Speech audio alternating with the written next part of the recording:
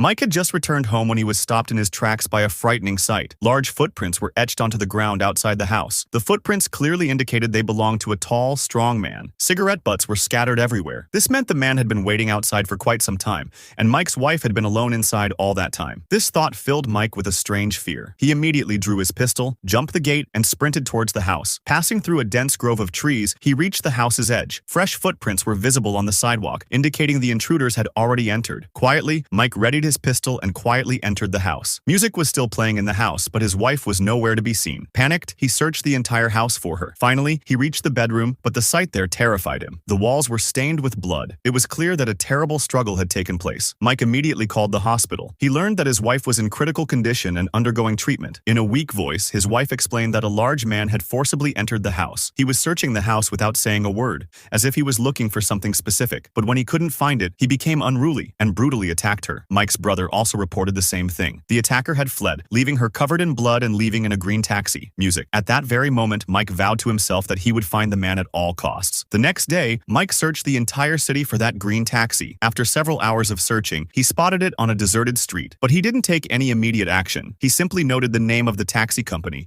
which was written on the door. By evening, Mike arrived at the taxi company's office. He pretended to ask for help. As soon as the employee opened the door, Mike immediately covered his face with a sock. As soon as the door opened, he pointed his pistol and pushed the man inside. Then he began searching through all the company records. In those records, he found information about a car. The same car had stopped outside Mike's house. Just before he returned home, the driver's name was Leo. He was a young man. Mike pulled out his file and studied his photo carefully. Then, he ransacked the entire office to make it look like a regular burglary. The next morning, Mike stood outside the company and waited for Leo to come out. A short while later, Leo came out to leave for his duty. Mike followed him silently. Leo was standing on the side of the road, waiting for a ride. Mike quickly approached him, pretending to be in a hurry, and got into a taxi. Shortly after the car started, Mike drew his pistol and lightly banged it on the window. As soon as Leo saw the gun, his face went white with fear. Mike asked him to tell him about the entire ride 3 days earlier. It had been a long journey, so Leo remembered everything well. He said that the passenger was a tall, strong man who had boarded his taxi straight from the airport. The man gave him the address of a colony and asked him to go there. When they arrived, the man asked Leo to wait outside the gate while he went in alone. He returned about an hour later. He then asked Leo to go to the airport again. Leo told Mike everything he knew and then begged for his life.